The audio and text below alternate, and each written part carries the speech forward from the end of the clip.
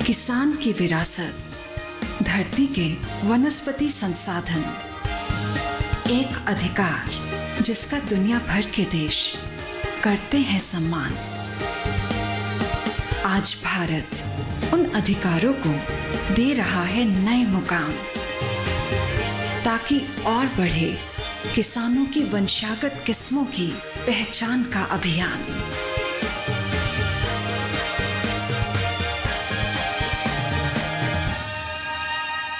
नमस्कार, स्वागत है आपका कृषि दर्शन में। आपके साथ मैं हूं अंचल सिंह। कृषि दर्शन आप किसानों का अपना मनपसंद कार्यक्रम, जिसमें हम आप तक खेती किसानी से संबंधित तमाम नई जानकारियां पहुंचाते हैं। हमेशा की तरह कार्यक्रम में सबसे पहले बात होगी विज्ञान और किसान के, जिसमें आज हम आपको एक फसल के बारे में जानकारी देंगे। उसके बाद नजर डालेंगे कृषि स्टार्टअप पर, मुलाकात होगी कामयाब किसान से, और अंत में बात होगी फार्मिंग इंडिया की, जिसमें हम आपको सरकार की योजनाओं के बारे में विस्तार से बताएंगे। तो चलिए शुरुआत करते हैं आज के कृषि दर्शन की।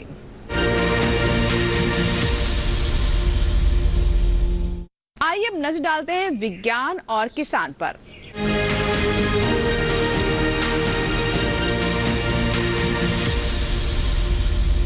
विज्ञान और किसान में आज हम आपको बताएंगे आंवले के बारे में। जी हाँ, आयुर्वेद में कहा जाता है कि आंवला एक ऐसा फल है जो कि 100 मर्जों की दवा भी है। अपने पोषक तत्वों के लिए भी ये जाना जाता है और विटामिन सी से भरपूर है। साथ ही हमारे किसान भी इसके बाग लगाकर अच्छा लाभ कमा सकते हैं। तो आइए जानते हैं आंवले के बारे में विस्तार से। आयुर्वेद में आंवले को अमृत फल कहा गया है। विद्वानों ने वन औषधियों में इसे सबसे अच्छा माना है। इसका सेवन गुणकारी है, बल्कि छाया में भी एंटीवायरस गुण मौजूद होते हैं। हमारे देश में इसकी कई किस्में हैं, जैसे बनारसी चकैया, NA4 यानी कृष्णा, फ्रांसिस, कंचन यानी NA5, NA6, NA7, NA10, DSR1, Bhavani सागर, NA7 और NA10 प्रसंस्करण के लिहाज से बेहतर किस्में मानी जाती है। और कमाल की बात तो ये है कि इसकी उपज भी अच्छी है। वैज्ञानिकों का कहना है कि इन किस्मों के एक पेड़ से 1 से 3 क्विंटल तक फल लिए जा सकते हैं। रुपाई के 4 से 5 साल का होने पर आंवले का पेड़ फल देना शुरू कर देता है और करीब 70 साल तक फल देता रहता है। इसे साधारण जमीन में कहीं भी उगा सकते हैं और पानी या फिर बहुत ज्यादा देखभाल की भी जरूरत नहीं पड़ती। अगर बाजार में फल बेचने जाएंगे तो हो सकता है ज्यादा मुनाफा ना हो, इसीलिए विशेषज्ञ इसकी मार्केटिंग पर खास ध्यान देने की बात करते हैं। घर पर प्रोसेसिंग के जरिए भी आप बेहतर कमाई कर सकते हैं, या फिर समूह बनाकर खेती करके भी आप ज्यादा मोल भाव करने की स्थिति में होंगे। आंवला उत्पादन में उत्तर प्रदेश पहले और गुजरात दूसरे नंबर पर है। इसके बाद राजस्थान, महाराष्ट्र, हरियाणा, तमिलनाडु, आंध्र प्रदेश, कर्नाटक और बिहार आते हैं। पोषक तत्वों से भरपूर आंवले में polyphenols, iron, zinc, carotene, fibre, vitamin B complex, calcium और एंटीऑक्सीडेंट होते हैं। प्रसंस्करण के जरिए मुरब्बा, मिठाई, जैम, पाउडर, अचार और जूस तैयार होता है। आंवले का जूस पाचन के लिए बहुत सही है। इसके सेवन से त्वचा में चमक आती है और बाल भी मजबूत रहते हैं। आंवला टेबल फ्रूट नहीं है, इसलिए प्रसंस्करण जरूरी है। अगर कैंडी की ही बात करें तो सबसे पहले खराब फलों को छांट कर अलग कर लेंगे, फिर सही फलों को पानी से धो देंगे और उबाल लेंगे। 10 मिनट तक 100 डिग्री सेंटीग्रेड पर उबालने के बाद फलों को बाहर निकाल लेंगे और इसके बाद फल से कलियां निकाल लेंगे। इन कलियों को चीनी से बनी 40% चाशनी में डालेंगे। 24 घंटे रखने के बाद बाहर निकाल लेंगे और चाशनी को 60% तक गाढ़ा कर लेंगे। कलियों को फिर से उसमें डालेंगे और 24 घंटे रखेंगे। चाशनी को एक बार फिर 70% तक गाढ़ा करेंगे और इस बार 3 दिन तक उसमें रखेंगे।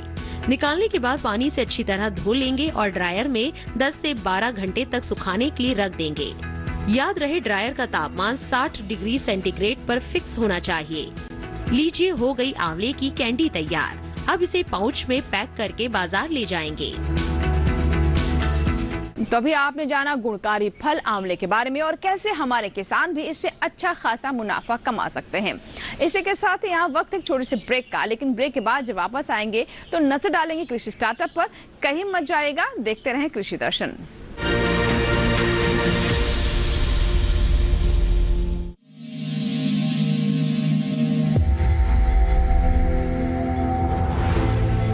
आत्मनिर्भर किसान, भारत की शान। उत्पादन में आत्मनिर्भर होने के साथ साथ फसल की कटाई के उपरांत उपज की हानि को रोकने, ग्रामीण क्षेत्रों में रोजगार सृजन करने और बीज से बाजार तक के विजन को मजबूती देने के उद्देश्य से 1 वर्ष पूर्व माननीय प्रधानमंत्री श्री नरेंद्र मोदी जी ने एक महत्वाकांक्षी केंद्रीय योजना एग्रीकल्चर इंफ्रास्ट्रक्चर फंड की शुरुआत की। इस आधुनिक इंफ्रास्ट्रक्चर से कृषि आधारित उद्योग लगाने में एक बहुत बड़ा बदलाव आएगा और बहुत बड़ी गति आएगी। साथियों, अब हम उस स्थिति की तरफ बढ़ रहे हैं जहां गांव के कृषि उद्योगों से फूड आधारित उत्पाद शहर जाएंगे और यही तो आत्मनिर्भर भारत अभियान का संकल्प है। एग्रीकल्चर इंफ्रास्ट्रक्चर फंड से पात्र लाभार्थी गोदामों का निर्माण कर सकते हैं। छटाई या ग्रेडिंग इकाई, पैकिंग हाउस, सप्लाई चेन और कोल्ड चेन जैसी सुविधाएं या फिर प्राथमिक कृषि प्रसंस्करण केंद्र की स्थापना कर सकते हैं। इस योजना के तहत पात्र लाभार्थियों को 2 करोड़ रुपए तक के ऋण पर अधिकतम 7 वर्ष के लिए ब्याज में 3% तक की छूट दी जा रही है। ऋण पुनर्भुगतान के लिए 6 महीने से 2 वर्ष तक मोरेटोरियम की सुविधा भी उपलब्ध है। इस योजना ने अब तक सफलता की कई मिसालें कायम की हैं, जैसे कि मध्य प्रदेश के लाभार्थी श्री विपिन त्रिपाठी ने एग्रीकल्चर वेस्ट से बायोफ्यूल बनाने का इनोवेटिव प्राइमरी प्रोसेसिंग सेंटर लगाया है।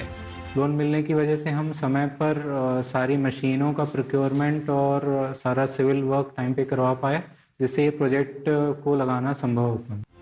राजस्थान के लाभार्थी श्री यशवर्धन मुंद्रा ने सॉर्टिंग एंड ग्रेडिंग यूनिट लगाकर रोजगार के अवसर पैदा किए हैं। कर्नाटक की महिला उद्यमी श्रीमती ममता वी ने प्राइमरी प्रोसेसिंग सेंटर लगाकर प्रगति की नई राह चुनी है। ಸಣ್ಣ ಪುಟ್ಟ ಉದ್ಯಮಿಗಳನ್ನ ಮತ್ತಷ್ಟು ಅಗ್ರಿಕಲ್ಚರಲ್ಲಿ ಹೆಚ್ಚು ನಾವು ಇನ್ನಷ್ಟು ಸಾಧನೆ ಮಾಡಲಿಕ್ಕೆ ಕಾರಣಕಾರಕವಾದಂತ ಈ ಅಗ್ರಿಕಲ್ಚರಲ್ ಇನ್ಫ್ರಾಸ್ಟ್ರಕ್ಚರ್ ಫಂಡ್ ಇಂದ ನಮ್ಮ ಇನ್ನಷ್ಟು ಯೋಜನೆಗಳು ಆಯೋಜನೆಗಳು ಉತ್ತಮಗೊಂಡಿದೆ। राजस्थान के लाभार्थी श्री दिनेश भट्टर ने जीरे की प्रोसेसिंग यूनिट लगाकर आसपास के ग्रामीणों को आत्मनिर्भरता प्रदान की है। महाराष्ट्र के लाभार्थी श्री अनूप कुमार मोहता ने वेयर हाउस बनाकर अन्न भंडारण को सुनिश्चित किया है। आज देश के कोने कोने से किसान, कृषि उद्यमी, किसान उत्पादक संघ, प्राथमिक कृषि सहकारी समितियां, स्वयं सहायता समूह और कृषि उपज मंडियां इस योजना का लाभ उठा रहे हैं।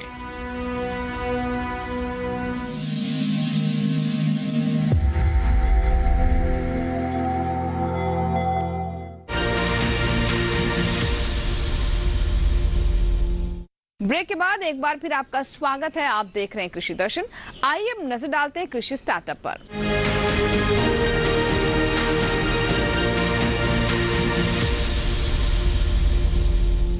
कृषि स्टार्टअप में आज हम आपकी मुलाकात करवाने वाले हैं हरियाणा के कामयाब किसान लालचंद भारद्वाज से, जो कि जैविक खेती को अपना चुके हैं। जी हां, आज के समय में जैविक खेती समय की मांग भी है और इसके अलावा जरूरत भी है।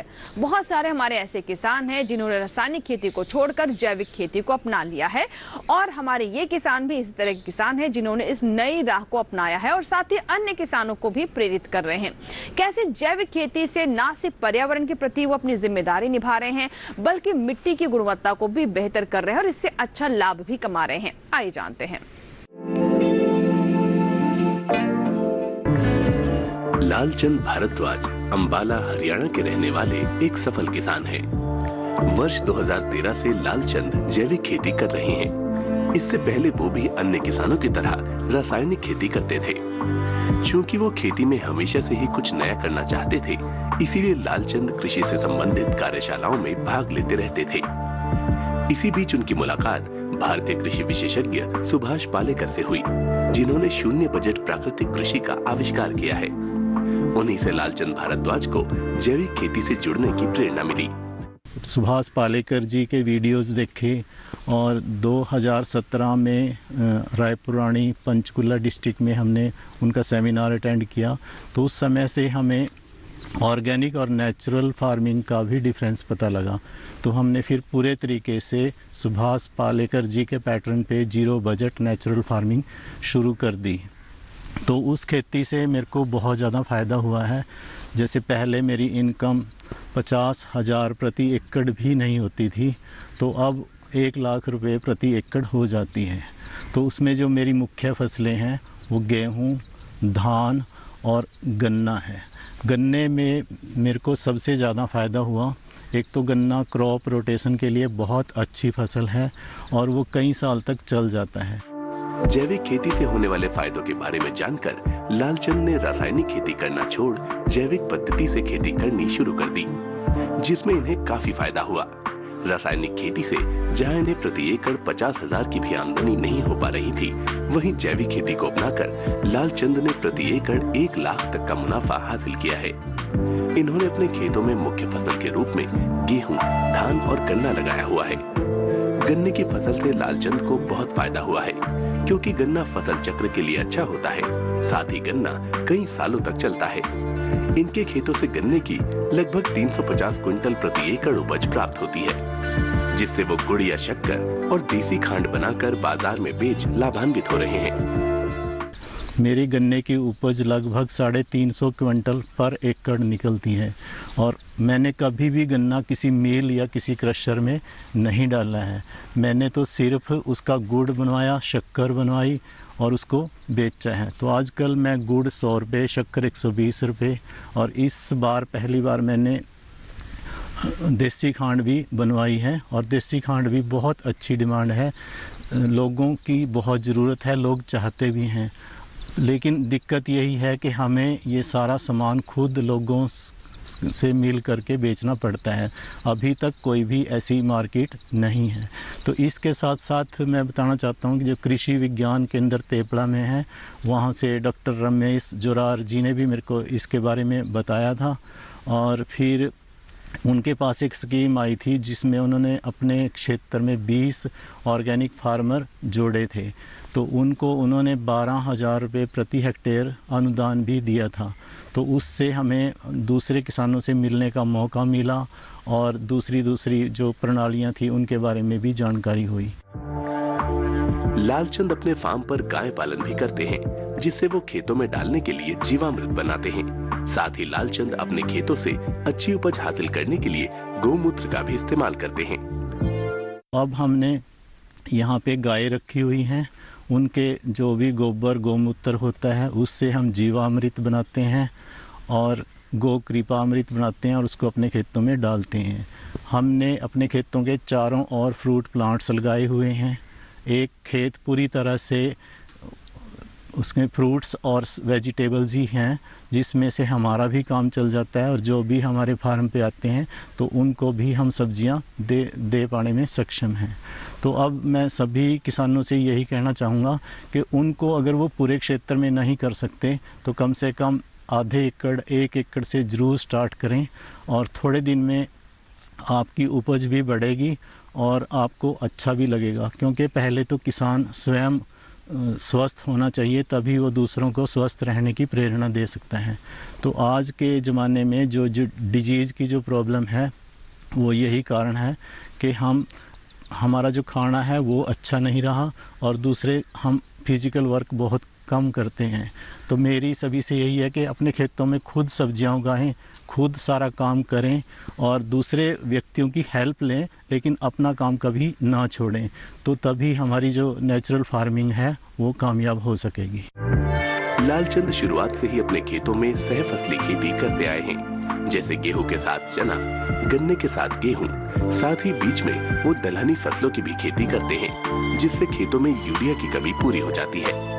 इनका मानना है कि किसान सहफसली खेती कर अच्छी उपज हासिल कर सकते हैं। साथ ही किसानों को बड़े पैमाने पर न सही, लेकिन आधे या 1 एकड़ से ही जैविक खेती करने की शुरुआत करनी चाहिए, जिससे उन्हें जैविक खेती से होने वाले फायदों का अनुभव हो सके और भविष्य में वो भी उनकी तरह जैविक खेती को ही पूरी तरह से अपनाकर लाभान्वित होते रहें।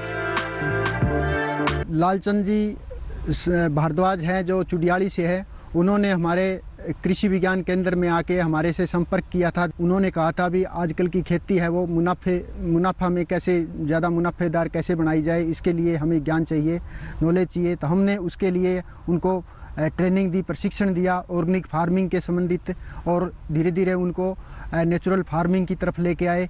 तो आज उसी किसान ने अपनी जो सक्सेस स्टोरी है उसमें बताया भी कैसे उन्होंने पहले से ज़्यादा वो मुनाफा कमा रहे हैं और पहले से ज़्यादा तरक्की की ओर अग्रसर है।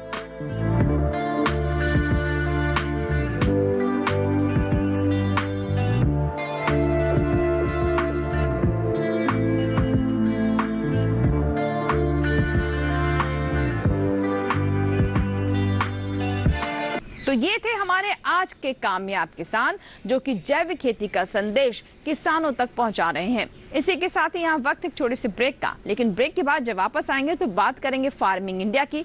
कहीं मत जाइएगा, देखते रहे कृषि दर्शन।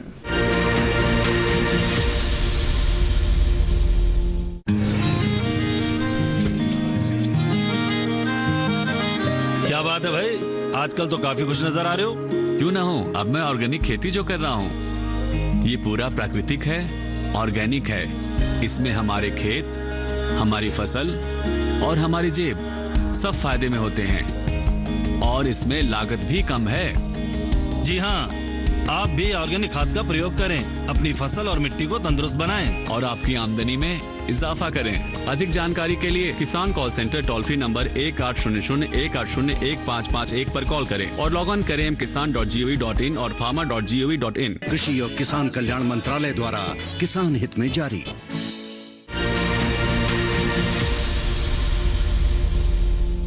ब्रेक के बाद एक बार फिर आपका स्वागत है। आप देख रहे हैं कृषि दर्शन। आइए अब नजर डालते हैं फार्मिंग इंडिया पर, जिसमें हम आपको सरकार की ऐसी योजनाओं के बारे में जानकारी देते हैं जो कि किसानों के ऊपर केंद्रित हैं।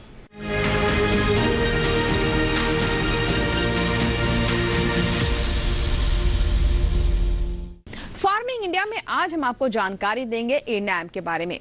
जी हाँ, आज का युग डिजिटल युग है और ऐसे में कृषि क्षेत्र भी इससे अछूता नहीं है।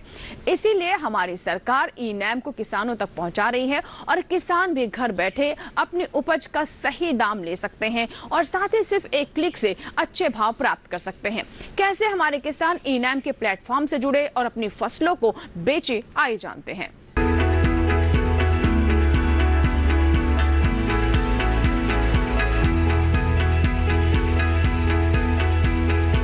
ई-नैम के जरिए आप घर बैठे न केवल एपीएमसी से जुड़ी किसी भी मंडी में चल रहा भाव मालूम कर सकते हैं, बल्कि अपनी फसल का सौदा कर सकते हैं और घर बैठे समय पर बिकी हुई फसल का भुगतान भी पा सकते हैं।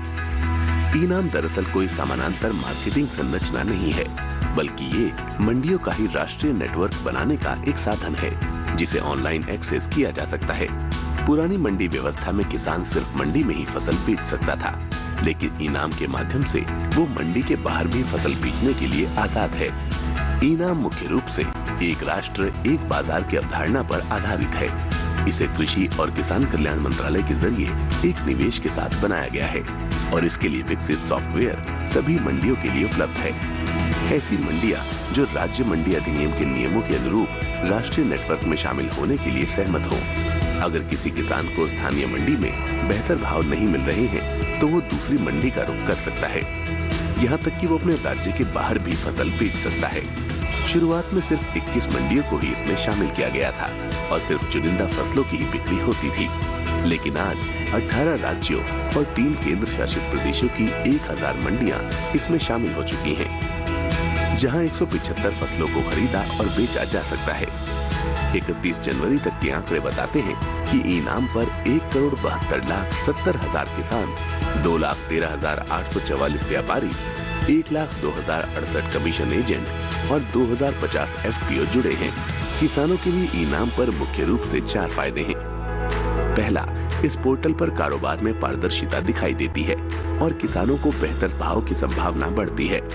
पारदर्शिता का मतलब ये हुआ कि किसानों के साथ धोखाधड़ी की संभावना कम हो जाती है। दूसरा फायदा ये है कि अन्नदाता की पहुंच ज्यादा मंडियों और व्यापारियों तक सीधे हो गई है। तीसरे, मंडियों में आवक और भाव की तुरंत जानकारी मिल जाती है और चौथा, भुगतान बहुत जल्दी हो जाता है और पैसा सीधे किसान के खाते में जाता है। तो अगर आप भी सुविधा का फायदा उठाना चाहते हैं तो ई-नैम पर रजिस्ट्रेशन कराना होगा। रजिस्ट्रेशन की कोई फीस नहीं है। फार्मिंग मॉर्निंग इंडिया में आज हम आपको जानकारी देंगे मृदा स्वास्थ्य कार्ड के बारे में। जी हाँ, नाम सुनकर ही आप समझ गए होंगे कि दरअसल ये मिट्टी की जांच का कार्ड है जिसे हमारे किसान अपना सकते हैं और मिट्टी की गुणवत्ता को सही समय पर जानकर उसी के अनुसार पोषक तत्वों की पूर्ति करके अच्छी फसल भी ले सकते हैं और साथ ही अपनी लागत को भी घटा सकते हैं। अक्सर आपने किसानों के मुंह से सुना होगा कि उन्हें जानकारी नहीं मिल पाती कि उनकी मिट्टी में कौन कौन से पोषक तत्वों की कमी है। ऐसे में वो अंधेरे में तीर चलाते हुए जो भी उन्हें समझ आता है उसी हिसाब से पोषक तत्वों की पूर्ति करते हैं, जिससे कई बार सही परिणाम नहीं मिलते, अच्छी फसल उन्हें नहीं मिल पाती। इसीलिए मृदा स्वास्थ्य कार्ड इसका एक समाधान है। कैसे हमारे किसान इसे अपना सकते हैं और किस तरह के लाभ उन तक पहुंच रहे हैं, आइए जानते हैं।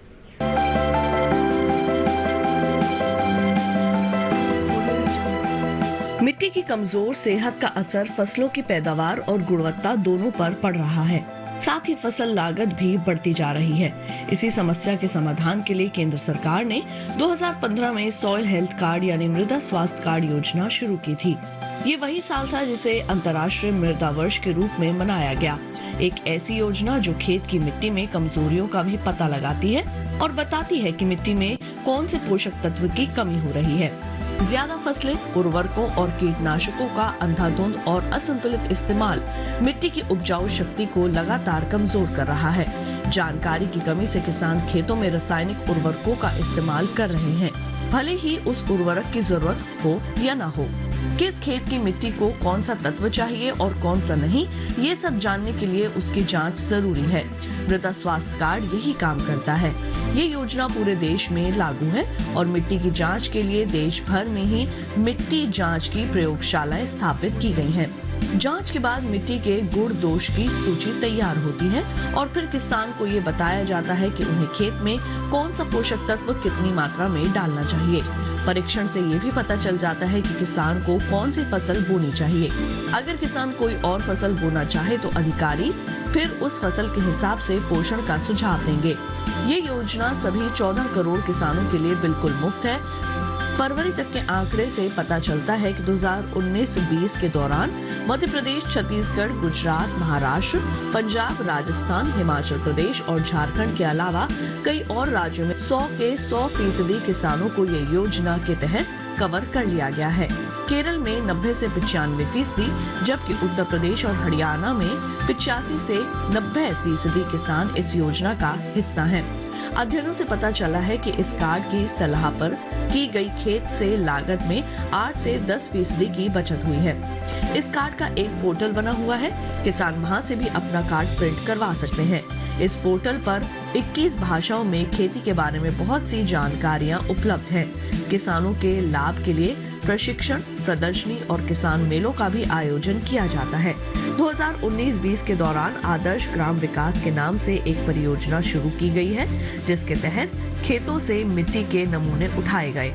परियोजना के तहत हर ब्लॉक से एक गांव लिया जाता है और वहां मिट्टी के नमूने जमा करके उनकी जांच होती है। इस तरह हर गांव में 1 हेक्टेयर रकबे की जमीन से नमूने लिए जाते हैं। अनंत असीम प्रकृति और उसमें निहित जीवन के रहस्यों के गूढ़ स्रोत, प्लांट जेनेटिक रिसोर्स। अपनी बायोडायवर्सिटी के संरक्षण और संवर्धन के लिए भारत पूरी तरह संवेदनशील है। वैज्ञानिक दृष्टि और समृद्ध कृषि परंपरा के साथ भारत जैविक विविधता के संरक्षण के लिए प्रतिबद्ध है।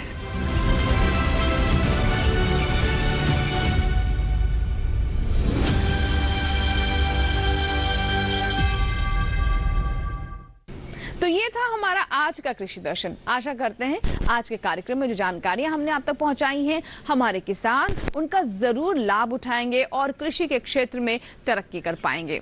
अगर आपके कोई सुझाव हैं, कोई सवाल हैं, तो आप हमें ईमेल कर सकते हैं। और इसके साथ ही साथ आपको ये भी बता दें कि आप हमारा ये कार्यक्रम हमारे YouTube चैनल पर भी देख सकते हैं। YouTube चैनल पर देखने के लिए इस QR कोड को स्कैन करें और देखिए हमारा कार्यक्रम हमारे YouTube चैनल पर भी। आपके पत्र और ईमेल्स का भी इंतजार रहता है। आप हमें ईमेल कर सकते हैं। हमारा ईमेल पता है krishidarshan@gmail.com। हमारा पता नोट कर ले, कृषि दर्शन, कमरा नंबर 58, CPC, दूरदर्शन, खेलगांव, नई दिल्ली 11 0049।